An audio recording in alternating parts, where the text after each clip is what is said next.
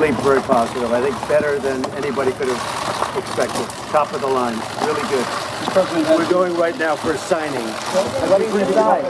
Chairman, do you have any comments about denuclearization? What are you signing, sir? We're going to be announcing that in a couple of minutes. Mr. Kim, will you please denuclearize? Will you open up your prisons? All right, let's get to Christian Amanpour in Singapore. Christian, a signing. We do expect from President Trump to have some hyperbole. He is known that way. He needs this to be perceived as a success because he gave so much in giving the North Korean regime parity with him on the world stage. But he said we're off to a signing.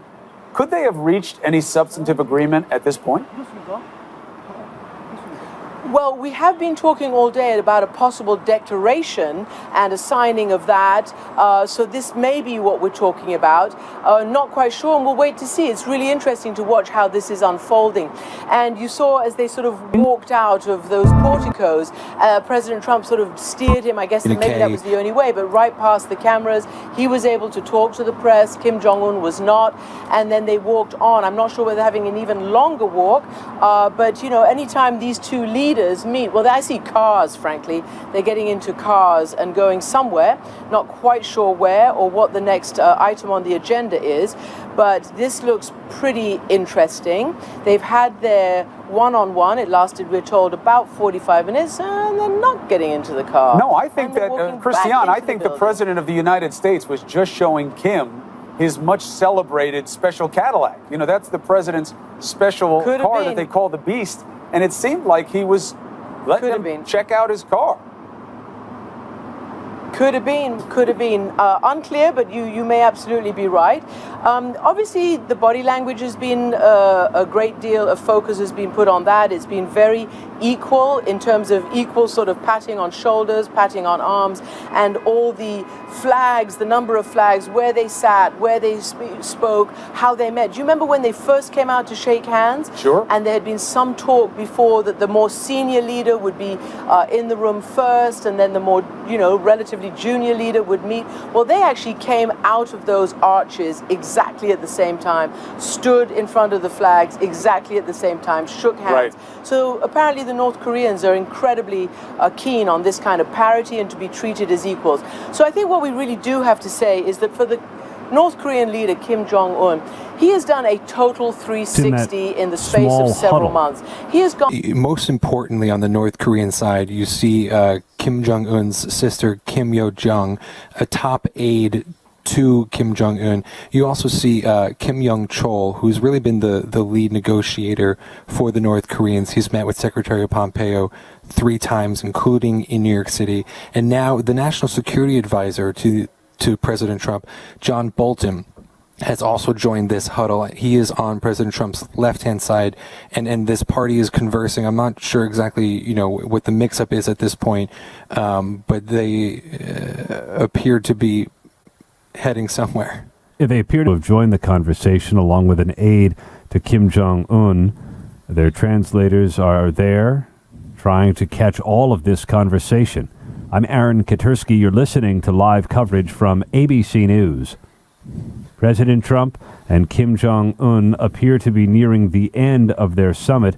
The two men nodding at one another, shaking hands with one another, and now leaving each other's company, retreating with their respective delegations to different parts of the building in Singapore. Whether they have signed what the president said they were expected to sign is not immediately clear, but we can see Kim Jong-un walking rapidly away down a colonnade beneath or side by side with white pillars,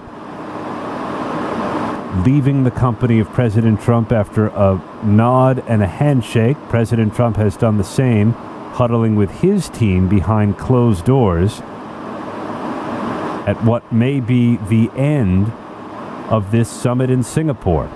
Connor Finnegan, who covers the State Department, is traveling in Singapore, and he's with us live. Any ideas, Con? Aaron, we know that at some point in time, the two men were expected to sign a joint communique, a statement that had a broad outline of denuclearization by the North Koreans in exchange for security assurances and economic relief from the United States. But at this point in time, we don't know what the specifics of that document are. That will be the most important thing to watch. Out of all this pageantry, all the symbolism, all of the handshakes and the grip and grins, what's most important is what is in that document. Again, President Trump saying they were going for a signing, but at this point in time, the two men, as you said, have dispersed, huddled with their teams. Perhaps, we'll regroup after that to sign this joint communique. If there has been a signing, it was not apparent as they paused for a good couple of minutes and appeared to be negotiating the next move. ABC's James Longman is watching all of this unfold in Singapore. James, kind of a remarkable moment there, because until now there had been a precise choreography with this summit, and this appears to be, if it's a hiccup, the only one so far. Yeah, it was extraordinary. We were just sitting here watching it. It looks a little bit like, when you're at a major event and the most important person at the event wants to go through a security door and there's some security guy saying you can't come through here. That's what it looked like. It was very strange. For a moment, if you look, you could see pictures now. We're seeing the Beast, the presidential Cadillac that takes the president everywhere he goes. It might have been that Donald Trump wanted to show Kim Jong-un his car. That's the kind of thing that you'd expect a president like this to do. And Kim Jong-un has enjoyed seeing the sights here in Singapore, so it looked a little bit like that because they were walking towards it. But we were thrown off guard a bit there by Trump saying we're going to go and sign something. And that's what we've all been waiting for. That's the communique. That's the agreement. That's some kind of wording about the denuclearization process and what it might mean. So if they are not going to do that, then it begs the question, well, what exactly was this day for? It looks like that probably will happen because Trump has said that a signing will happen. But, what's in it? What does denuclearize actually mean? Have these two men worked out what that definition is? Because we know that going into this, the United States was very clear. Denuclearization meant total and complete removal of the capability to develop nuclear weapons and an irreversible effort to do that. Whereas the North Koreans think, well, no, it's denuclearization of the peninsula, which means South Korea as well, and it means American nuclear capabilities in the region also have to be moved back. So have they had an agreement on that? What does that mean? Also, in this agreement, has there been some kind of conversation about drawing an end to the Korean War? Because we know that the President Moon of South Korea has been on the phone yesterday for 40 minutes with President Trump, and he was really one of the big players in this, bringing these two individuals together. So will that be part of the communique? Because, of course, these two countries have been at war, at least on paper, since 1953, only really with an armistice since then. And what has Trump given Kim in as a kind of as a prize, really, for giving up his nuclear capability? What concessions has Donald Trump made? So really, these are all questions we're dying to hear the answers to, and we want to know what's in this document and what indeed both Kim Jong-un and Donald Trump will be signing.